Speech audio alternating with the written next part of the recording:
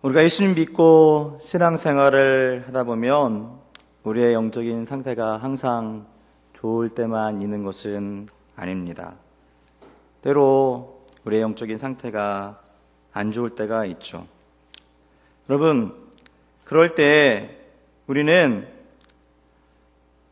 영적인 상태, 좋을 때와 나쁠 때의 이 상태의 이 폭을요, 좋을 때는 하늘을 찌를 것 같고 나쁠 때는 땅을 기는 것 같은 그런 신앙의 그 영적인 폭을요, 줄이는 것이 중요한 줄 믿습니다. 어린아이 같은 신앙의 상태에서 장성한 신앙의 사람으로 나아가게 된다면, 그러면 하나님 앞에 우리가 늘 그런 기복이 큰 신앙이 아니라 정말 한결같은 그런 믿음의 사람이 되신 줄 믿습니다. 여러분, 어린아이 같은 신앙은 종을 잡을 수가 없습니다. 종 잡을 수가 없습니다. 좋을 때는 한없이 좋다고, 나쁠 때는 하나님이 어디 계시냐라고 이렇게 할 정도로 내려갑니다. 신앙의 연륜이 쌓여도 그 기복의 차이가 줄어들지 않습니다. 또 어린아이 같은 신앙은 잘 속고 또 유혹에도 잘 넘어갑니다. 어린아이들을 한번 생각해 보십시오. 사탕 하나에 넘어갑니다. 조금만 잘해줘도 넘어갑니다. 아무리 엄마가 가르치고 유치원에서 학교에서 가르쳐도 쉽게 넘어가는 것이 어린아이들입니다. 예전에 TV에서 한 실험을 하는 것을 보았습니다. 놀이터에 노는 초등학교 저학년의 아이들에게 낯선 사람이 접근해서 차에 태우게 하는 그런 시험이었습니다. 낯선 사람이 따라가면 안 된다고요? 미리 사전에 가르쳤어요. 절대로 낯선 사람이 어디 가자고 하면 가면 안 된다라고 이렇게 가르쳤거든요. 그런데 그런 아이들에게 접근해가지고 같이 가자고 그런데요, 대부분의 아이들이 낯선 사람을 따라서 차에 탔던 거예요. 방법은 간단했습니다. 이 낯선 사람이 그 아이에게 엄마하고 친구야, 그리고 아줌마가 맛있는 거 사줄게, 엄마가 더 빨리 데려오라고 그랬어, 예쁜 강아지를 보여주면서 같이 데리고 놀자, 같이 산책하자, 이렇게 하니까 어린 아이들이요, 그 말에 그냥 금방 넘어가게 됐다는 것이죠. 처음에는 조금 의심하는 듯 하지만 이내 긴장을 풀어버리고 따라갔습니다. 여러분, 어린 아이들의 특징이 바로 이렇다는 거예요. 그런데 우리의 신앙도 마찬가지인 것 같습니다. 어린아이 같은 신앙은 속임수와 유혹에 쉽게 빠진다는 것입니다. 여러분, 속임수와 유혹에 쉽게 빠지는 게 어떤 사람이라고요? 어린아이 같은 신앙이라는 거였어요. 오늘 본문의 14절의 말씀을 한번 보십시오. 어린아이의 신앙의 특징을 이렇게 말씀하고 있습니다. 속임수와 간사한 유혹에 빠져 온갖 교훈의 풍조에 밀려 요동친다 라고 성경은 말씀하고 있습니다. 신앙의 기복이 기분에 따라서 오르락내리락 합니다. 환경에 따라서 심하게 요동합니다.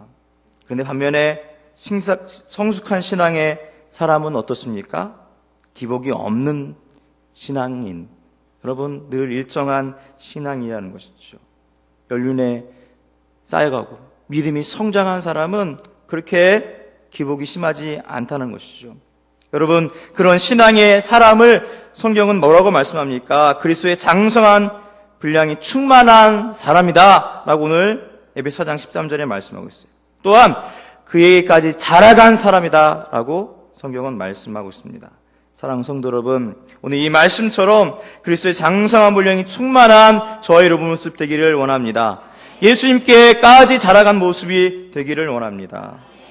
그런 성숙한 신앙이 되도록 교회 안에는요, 일꾼을 하나님께서 두셨어요. 그래서 에베소 4장 11절 12절의 말씀을 보니까 그가 어떤 사람은 사도로, 어떤 사람은 선지자로, 어떤 사람은 복음을 전하는 자로, 어떤 사람은 목사와 교사로 삼으셨으니 이는 성도를 온전하게 하여 봉사일을 하게 하며 그리스도의 몸을 세우려 하심이라.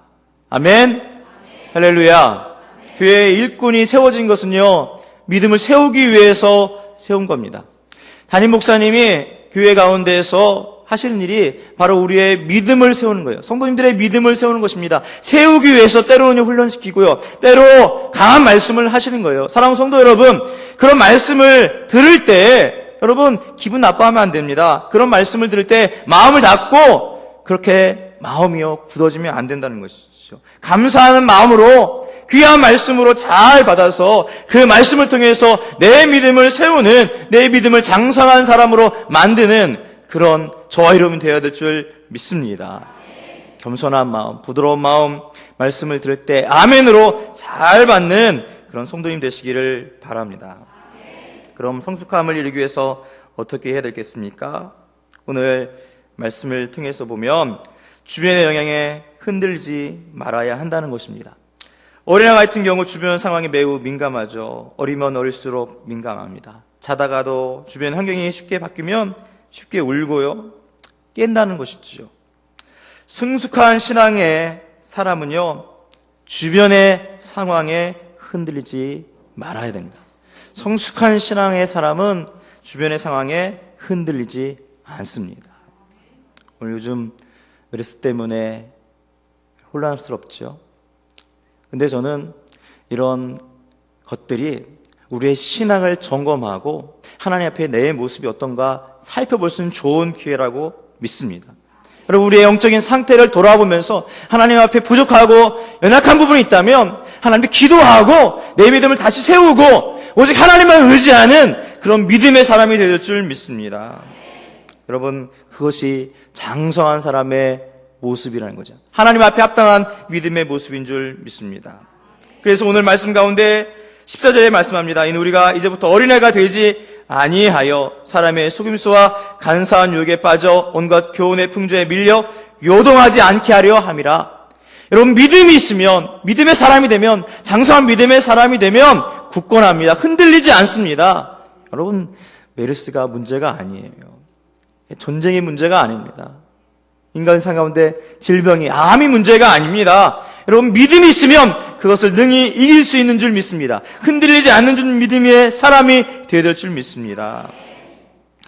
여러분, 사자성에 세옹지마라는 말을 많이 들어보셨죠? 이 말은 변방에 사는 노인의 말이라는 뜻입니다. 이 노인이 말이 한 마리 있었어요. 근데 말이 도망쳤어요. 그래서 낙심했죠. 근데 나중에 한참 있다 후에 이 말이 다른 좋은 말을 데리고 온 거예요. 그래서 기뻐했습니다. 근데 이 노인에게 아들이 있는데 이 아들이 그 좋은 말을 타다가 그만 떨어져가지고 다리가 부러져 버렸습니다. 또 낙심을 합니다. 그런데 갑자기 전쟁이 일어나가지고 젊은 사람들을 전쟁터에 끌고 가는데 이 아들은 다리가 부러져가지고 다리를 쓰지 못하니까 전쟁터에 안 가는 거예요. 여러분, 그래서 이 세옹지마라는 말은요, 좋은 것도 좋은 것, 나쁜 것도 나쁜 것이 아닐 수 있다. 이런 말로 사용되고 있습니다. 그래서 이 말 속에는요, 늘 마음을 너무 감정에 치우쳐가지고 그렇게 하면 안 된다라고 하는 의미가 담겨 있습니다. 성경에도 말씀합니다. 전도서 7장 14절에 보니까 형통한 날에는 기뻐하고 곤고한 날에는 뒤돌아 보아라. 이 두 가지를 하나님이 병행하게 하사 사람이 그의 장래일을 능히 헤아려 알지 못하게 하셨느니라 라고 말씀합니다. 하나님이 인생을 다스려가는 방법이 형통과 곤고함을 같이 주신다는 것이에요. 믿으시기 바랍니다.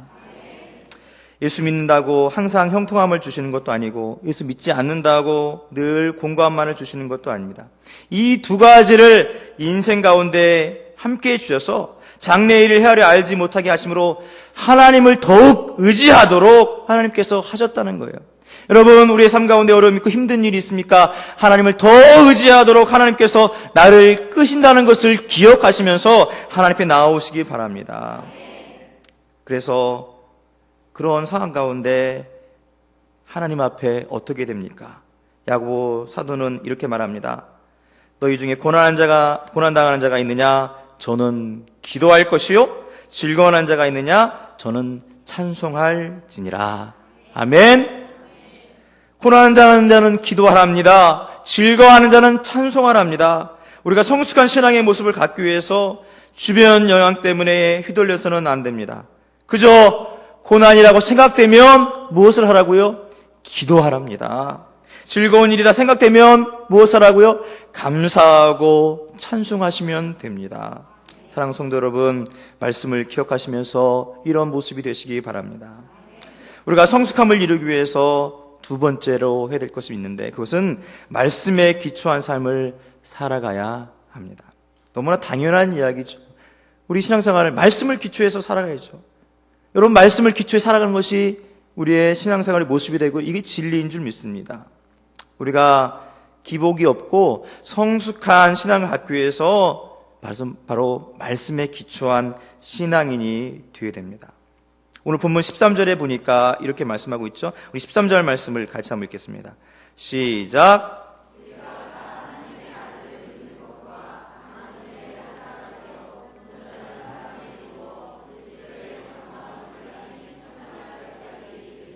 아멘. 교회의 직분자를 세우는 이유를 12절 말씀에 성도를 온전하게 하기 위함이라고 말씀합니다. 그런데 무엇으로 성도를 온전하게 할까요? 무엇으로 성도를 그리스도의 장성한 분량이 충만한 데까지 이르게 합니까? 하나님의 말씀입니다. 하나님의 말씀이 우리를 그리스도의 장성한 분량이 충만한 데까지 이르게 하시는 것이에요. 그래서 사도 바울이 디모데에게 전하는 서신 가운데 이렇게 말씀하고 있죠. 디모데 3장 16절부터 17절 말씀해 보니까 모든 성경은 하나님의 감동으로 된 것으로 교훈과 책망과 바르게 함과 의로 교육하게 유익하니 이는 하나님의 사람으로 온전하게 하며 모든 선한 일을 행할 능력을 갖추게 하려 함이라.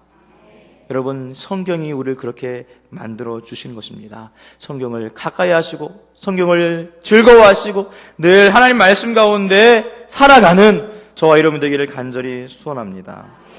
그러므로 기복이 없는 성숙한 신앙생활을 하기 위해서 말씀에 기초한 삶을 살아가야 됩니다.